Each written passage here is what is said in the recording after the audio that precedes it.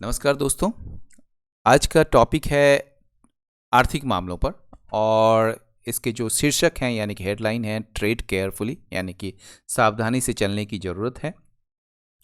ये जो मामला है ये जो टॉपिक है ये मतलब कि आप कह सकते हैं एक महंगाई में जो बढ़ोतरी देखी जा रही है उसको देखते हुए आरबीआई के समक्ष जो है काफ़ी एक अनिश्चय एक ऊहापोह बड़ी स्थिति है जिसमें जो है आरबीआई न चाहते हुए भी मतलब कि इंटरेस्ट रेट बढ़ाना चाहती है और अगर इंटरेस्ट रेट बढ़ता है तो फिर विकास में जो है यानी कि विकास के रुझान में या विकास के दर में जो है उसमें काफ़ी कटौती हो सकती है। तो इसी चीज़ को इसमें इस एडिटोरियल में डील किया गया है। तो देखिए एडिटोरियल का क्या मत है वो हम लोग समझते हैं। तो ट्रेड केयरफुली यानी कि बहुत ही सावधानी से चलने की ज़रूरत है। नीचे जो है सब हेडलाइन है वो है प्राइस ग्रोथ ट्रेंड्स यानी कि प्राइस का मतलब यहाँ कीमत नहीं समझिए, प्राइस का मतलब यहाँ पर समझिए महंगाई और विकास का जो रुझान है trends need to be watched closely यानी कि इसको जो है बहुत बारीकी से देखने की ज़रूरत है इससे पहले कि आप इंटरेस्ट रेट को बढ़ाएं। यानी कि इंटरेस्ट रेट बढ़ाने से पहले प्राइस और ग्रोथ ट्रेंड्स को देखने की ज़रूरत है बहुत ही क्लोजली। ठीक है। India's latest inflation data present policy makers with a fraud choice. यहाँ पर एक शब्द है फ्रॉड। फ्रॉड का जो मतलब होता है, फ्रॉड के साथ अगर विथ लगा हो ना तो उसका मतलब होता है फुल ऑफ समथिंग। ठीक है, ये खासकर नेगेटिव चीज होते हैं इसमें। लेकिन फ्रॉड का एक और मतलब होता है जो एडजेक्टिव के रूप में यूज होता है और इसका मतलब होता है वरिंग के सेंस में। ठीक है, एक्सट्रीमली वरी के सेंस में, जो कि आपको चिंताजनक स्थिति या आप कह सकते हैं अनिश्चय भरा स्थिति आपके सामने लेके आती हो। तो इंडिया यानी कि भारत का जो लेटेस्ट इन्फ्लेशन डाटा है यानी कि ताज़ा जो महंगाई आंकड़े हैं या मुद्रास्फीति भी कह सकते हैं आप इसको, ये जो है पेश करती है पॉलिसी मेकर्स के समक्ष एक ऐसा विकल्प जिसमें अनिश्चय भरा हो। यानी कि आप डिसाइड नहीं कर पा रहे हैं कि आपको करना क्या है। तो ये क्या चॉइस है?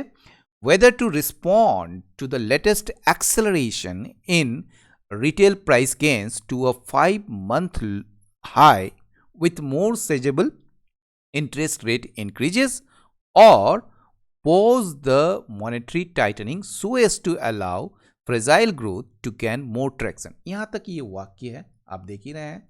और ये वेदर से यहाँ पर शुरू किया गया है। ये जो है विकल्प के बारे में बताया रहा है, इसलिए जो है दो चॉइस है यहाँ पर। एक तो आप बता रहे हैं कि क्या ये जो लेटेस्ट एक्सेलरेशन हुआ है यानी कि ताज़ा जो बढ़ोतरी हुई है एक तरीके से जो किस चीज़ में, रिटेल प्राइस गेंस में। रिटेल प्राइस गेंस यानी कि खुदरा कीमतों में जो बढ़ोतरी हुई है उसमें जो एक ताज़ा मतलब कि तेज़ी आई है अभी हाल ही में। ठीक है, उसको देखते हुए ये जो प्राइस गेंस हुआ है कहाँ तक हुआ है? 5 मंथ हाई यानी कि 5 महीने के उच्चतम स्तर पर हुआ। ठीक है ना।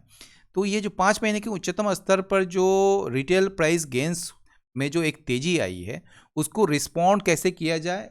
With more sizeable interest rate increases, जिसमें जो है अधिक से अधिक आप ब्याज दरें बढ़ाकर या फिर यहाँ पर और के साथ, क्योंकि वेदर के साथ और लगता ही है, pause the monetary tightening. Monetary tightening का समझिए मतलब, मॉनेटरी टाइटनिंग क्या होता है? जब आप मुद्रा यानी कि लिक्विडिटी को बाजार में जाने से रोकते हैं। ठीक है, वो कैसे रोकते हैं? आप इंटरेस्ट रेट बढ़ा के रोकते हैं।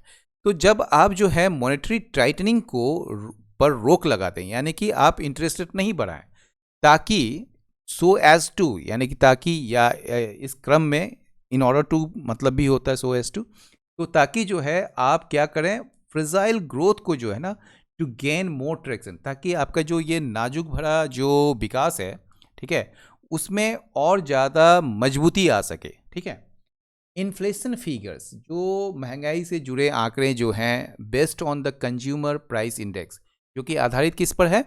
Consumer price index. कंज्यूमर मतलब उपभोक्ता, प्राइस मतलब कीमतें, और इंडेक्स मतलब सूचकांक। जो उपभोक्ता कीमत का जो सूचकांक है आपका, उस पर आधारित जो फिगर्स हैं, इन्फ्लेशन फिगर्स है। ठीक है, शो ये दिखा रहा है, क्या दिखा रहा है? ये उपभोक्ता मूल्य सूचकांक भी कहते हैं इसको। तो उपभोक्ता मूल्य सूचकांक जो है ये दिखाता है कि रिटेल प्राइस गेन्स जो है ना वो रिसर्जेंट ट्रेजेक्ट्री में है, मतलब ऊपर की तरफ बढ़ता हुआ है। यानी कि जो रिटेल प्राइस गेन्स है यानी खुदरा मूल्य में जो बढ़ोतरी हो रही है वो ऊपर की तरफ बढ़ते जा रही है, जिसमें जो है फूड प्राइसेस है, कि जो खाद्य के जो कीमतें हैं ना वो लीडिंग द चार्ज, यानी कि इसमें सबसे अग्रणी भूमिका इसी का है, ठीक है ना। यानी कि फूड प्राइसेस सबसे ज़्यादा इसमें बढ़ोतरी हो रही है। अब आगे देखते हैं, वेजिटेबल्स एंड सीरियल्स, जो सब्जियां हैं और जो अनाज हैं वर द बिगेस्ट कल्प्रिट। ये सबसे बड़ा मतलब कि जिम्मेवार है इस चीज़ का, मतलब महंगाई का, ठीक है। With the prices of the farmer, जिसमें जो कीमतें हैं फार्मर का, फार्मर क्या हो गया यहाँ पर, फार्मर हो गया वेजिटेबल्स, ठीक है, और लेटर क्या हो गया सीरियल्स। तो जिसमें प्राइसेस जो है वेजिटेबल्स के सर्जिंग 18%, वो जो है 18% तक बढ़ी है। कब से, फ्रॉम अ ईयर अर्लियर, मतलब पिछले साल के इसी दौरान जो है उससे जो है ये 18% बढ़ी है। And rising a substantial 2.6% from the preceding month, ठीक है ना। मतलब पिछले महीने के तुलना में या मुकाबले ये अच्छा खासा, सब्सटेंशियल मतलब अच्छा खासा, मतलब कि सिग्निफिकेंटली। तो ये जो है ना अब जो है ना अच्छा खासा ये 2.6% तक बढ़ी है। स्टेपल ग्रेन्स, जो मुख्य अनाज है, ठीक है ना, मुख्य अनाज जिसमें शामिल है आपको चावल, गेहूं, ठीक है, क्लाइम्ड 11.5% फ्रॉम सितंबर 2021, यानी कि सितंबर 2021 से ये कितना उसके मुकाबले कितना बढ़ा है, 11.5% बढ़ा है। And increase 2% from August level से, मतलब इसी साल के अगस्त महीना के मुकाबले ये 2% बढ़ा है। बहुत मतलब कि 2% बहुत ज़्यादा होता है। दीज टू फूड आइटम्स, ये जो दोनों जो फूड आइटम्स हैं यानी कि सीरियल्स और वेजिटेबल्स जो हैं आपके, ठीक है, have a combined weight of 15.7% in the overall CPI. यानी कि ओवरऑल सीपीआई मतलब समग्र सीपीआई में देखें तो इन दोनों फूड आइटम्स का जो संयुक्त जो भार है यानी कि संयुक्त जो वेट है, ठीक है, वो है 15.7% का, ठीक है। And account for more than a third of the food and beverages categories cumulative weight, ठीक है ना। और जो है यह कितना है, फूड एंड बिवरेजेस यानी कि खाद्य और पेय श्रेणी के टोटल वेट में ये 1/3 से ज़्यादा है। क्यूमुलेटिव का मतलब टोटल वेट में ये जो है ना इस श्रेणी के टोटल वेट में ये 1/3 से भी ज़्यादा है, मतलब मोर देन अ थर्ड ऑफ, ठीक है। Rice prices have continued to rise in the face of a projected 6% shortfall in kharif output. अब देखिए राइस प्राइसेस जो है ना यानी कि चावल की जो कीमतें हैं ना वो बढ़ती जा रही है, have continued to rise in the face of, in the face of मतलब डिस्पाइट ऑफ, या आप कह सकते हैं इन द फेस ऑफ, इसके कारण इसके वजह से, इन the face of a projected 6% shortfall in kharif output, यानी कि खरीफ उत्पादन में 6% की कमी, जो अनुमानित कमी है उसके वजह से, ठीक है, उसके वजह से जो है राइस की जो प्राइसेस हैं वो लगातार बढ़ती जा रही है। द गवर्नमेंट्स एफर्ट्स, ये जो सरकार की जो प्रयास है टू ईज सप्लाई, यानी कि सप्लाई को जो है ना आसान बनाए, कैसे, किसके जरिए, थ्रू एक्सपोर्ट कर्व्स, यानी कि एक्सपोर्ट में कर्व्स लगाकर यानी कि प्रतिबंध लगाकर, जो उसके जरिए जो है आप किस पर export curves on non basmati rice, यानी कि जो गैर बासमती चावल हैं उसमें जो है एक्सपोर्ट में आप कर्व्स लगाकर यानी कि प्रतिबंध लगाकर उसके जरिए आप सप्लाई को ईज करना चाहते हैं, यानी कि आसान बनाना चाहते हैं। नॉट स्टैंडिंग, इसके बावजूद, ठीक है ना, इसके बावजूद कि सरकार के जो प्रयास हैं कि वो जो है सप्लाई को आसान बनाना चाह रही है एक्सपोर्ट कर्व्स के द्वारा नॉन बासमती राइस पर, तो इसके बावजूद भी जो है ना राइस के प्राइस जो है ना वो लगातार बढ़ती जा रही है, ठीक है। कितना बड़ा सेंटेंस है ये, और किस तरीके से आपको इसको जोड़ा गया है, देख रहे हैं आप। Rice prices have continued to rise in the face of a projected 6% shortfall in Kharif output. The government's efforts to ease supply through export curbs on non-basmati rice, notwithstanding का मतलब despite heavy rains at the monsoon's tail end मतलब पीछे, मतलब कि आखिर में।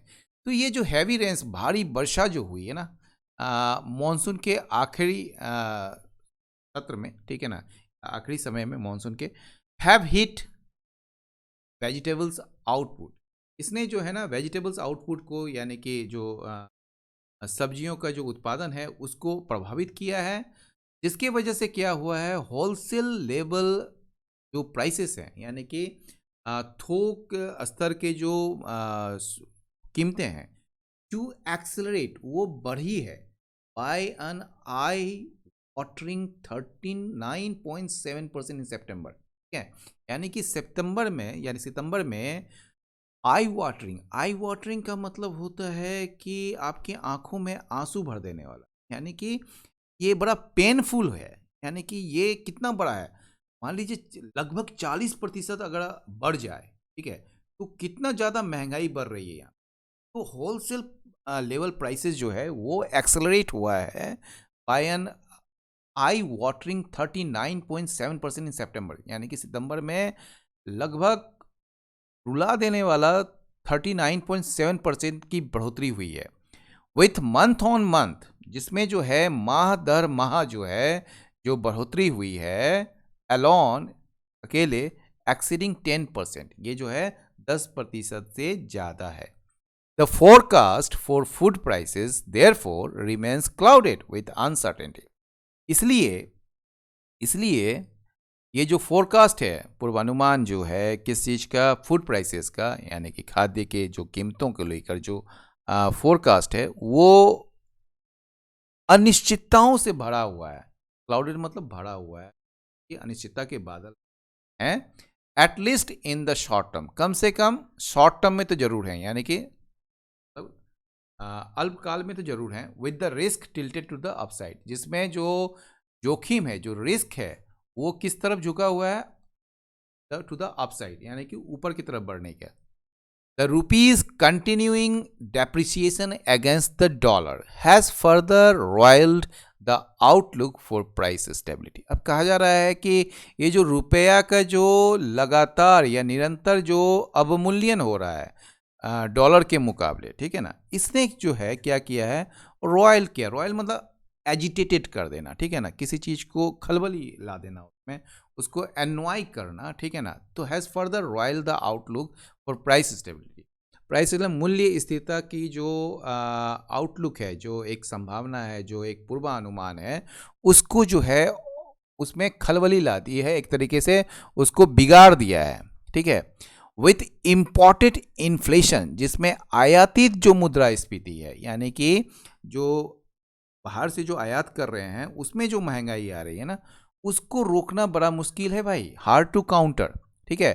Through monetary measures, यानी केवल आप जो है मौद्रिक उपायों के द्वारा आप जो इम्पोर्टेंट इन्फ्लेशन को नहीं रोक सकते हैं, ये बड़ा मतलब कि हार्ड टू काउंटर है, ठीक है ना, मतलब उसको रोकना बड़ा मुश्किल है। As RBI Deputy Governor Michael Patra noted in the Central Bank's Monetary Policy Committee meeting last month, जैसा कि RBI के जो डिप्टी गवर्नर हैं माइकल पात्रा, उन्होंने उल्लेख किया है या उन्होंने बताया है, in the central banks monetary policy committee meeting, यानी कि सेंट्रल बैंक यानी कि RBI के जो मौद्रिक नीति कमेटी की जो बैठक हुई थी पिछले महीना, उसमें बताया था that India is a net commodity important, Bharat जो है ये एक विशुद्ध आयातक है कमोडिटी का, with over a third of the CPI, जिसमें जो है CPI का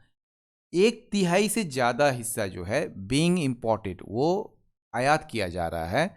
और यह चीज़ जो है ना, ये क्या करती है, कॉम्प्लिकेट्स करती है पॉलिसी मेकिंग को, यानी कि नीति निर्धारण को जो है ना जटिल बनाती है, खास करके तब जब ये जो टर्म्स ऑफ ट्रेड है, यानी कि व्यापार की जो शर्तें हैं, वो अनफेवरेबल हो जाती है, यानी कि प्रतिकूल हो जाती है।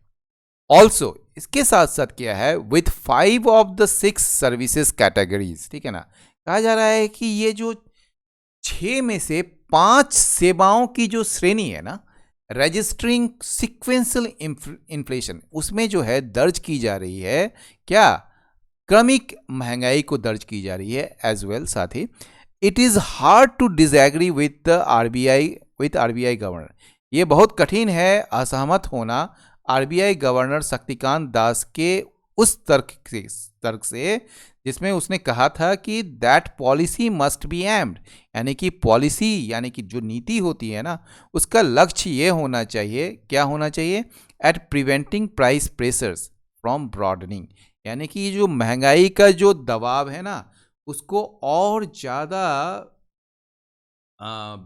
विस्तार होने से रोकने के लिए पॉलिसी होनी चाहिए, पॉलिसी का जो लक्ष्य होनी चाहिए, ठीक है ना।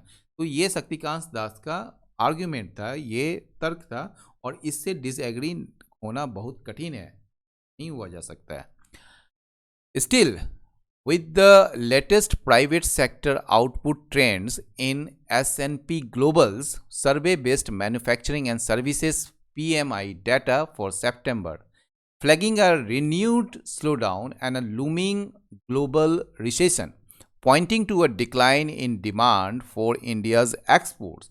The outlook for growth appears tenuous. कहा जा रहा है कि फिर भी ये जो है विद द लेटेस्ट, अभी जो हाल ही में जो प्राइवेट सेक्टर आउटपुट, ठीक है, प्राइवेट सेक्टर आउटपुट ट्रेंड्स जो है ना, ठीक है ना, ये जो निजी क्षेत्र के जो उत्पादन के जो रुझान है किस चीज़ में, एस एन पी ग्लोबल के सर्वे बेस्ड यानी कि सर्वेक्षण आधारित जो मैन्युफैक्चरिंग से संबंधित और सर्विसेज सेवाओं से संबंधित जो पीएमआई डाटा आया है सितंबर महीना के लिए, उसमें इंडिकेट किया गया है अ रिन्यूड स्लो डाउन, मतलब फिर से एक नए सिरे से सुस्ती का, and a looming global recession, और जो है उभरता हुआ ये जो वैश्विक जो मंदी है उसकी तरफ इशारा किया गया है, जिसकी वजह से पॉइंटिंग जो इशारा करती है डिक्लाइन की, मतलब कि एक तरीके से कमी की, इन डिमांड में मांग में, फॉर इंडियाज़ एक्सपोर्ट्स, यानी कि इंडिया का जो एक्सपोर्ट्स है ना, जो निर्यात है, उसकी डिमांड में कमी की तरफ इशारा करती है। द आउटलुक फॉर ग्रोथ, तो इसकी वजह से क्या है कि ये जो आउटलुक है ना, पूर्वानुमान जो है ग्रोथ का, विकास का, ठीक है ना, एपियर्स टेनुअस, तो वो कमज़ोर दिख रहा है आपको, ठीक है ना, वो कमज़ोर दिख रहा है, वीक दिख रहा है, टेनुअस का मतलब वीक। इवन दैट, इस चीज़ को देखते हुए मॉनेटरी पॉलिसी, इस चीज़ को देखते हुए यानी given that monetary policy affects real interest rate distinct lag, ठीक है ना, ये देखते हुए कि मॉनेटरी पॉलिसी जो होता है वो प्रभावित करता है इस चीज़ को, वास्तविक जो ब्याज दर है उसको प्रभावित करता है विद अ डिस्टिंक्ट लैग, एक मतलब कि स्पष्ट अंतराल के साथ। It may be a difficult but wiser choice, ये हो सकता है कि ये जो है मुश्किल भरा लेकिन एक समझदारी भरा विकल्प हो सकता है। टू हीट, कि ध्यान दें आप the M P Cs dissenting voice of Ashima Goyal and Jayant Verma, ठीक है ना, यानी कि जो आशिमा गोयल हैं और जो जयंत वर्मा हैं एमपीसी कमेटी में, उनका जो है जो एक तरीके से तर्क जो है, उनका जो ओपिनियन है वो बिल्कुल अलग है, और ये चाहते हैं कि इंटरेस्ट रेट को नहीं बढ़ाया जाए, ठीक है। तो वो इस एडिटोरियल में कहा जा रहा है कि ये हो सकता है ये कठिन लेकिन समझदारी भरा विकल्प होगा कि आप जो है उन पर ध्यान दें, यानी कि एमपीसी के जो डिसेंटिंग वॉइस हैं, यानी कि जो विरोध भरा जो स्वर है, विरोध भरा कह सकते हैं, या आप कह सकते हैं जो अलग स्वर है आशिमा गोयल का और जयंत वर्मा का, एंड रिफ्रेन, और अपने आप को रोकें मोमेंटरी, कुछ क्षण के लिए, ठीक है ना, कुछ वक्त के लिए आप रोकें फ्रॉम रेजिंग इंटरेस्ट रेट्स, ठीक है, यानी कि इंटरेस्ट रेट को बढ़ाने से, कब तक, जब तक कि फॉग ऑफ अनसर्टेनिटी जो है, यानी कि अनिश्चितता के जो बादल हैं, अनिश्चितता के जो धुंध हैं वो नहीं हट जाते हैं, एंड अ क्लियर पिक्चर, और एक स्पष्ट छवि जो है प्राइस एंड ग्रोथ ट्रेंड्स का, यानी कि महंगाई और विकास के रुझान का, वो सामने नहीं एडिटोरियल यहीं समाप्त हुआ। आपको कैसा लगा अपनी राय अवश्य दें। बहुत बहुत धन्यवाद। नमस्कार।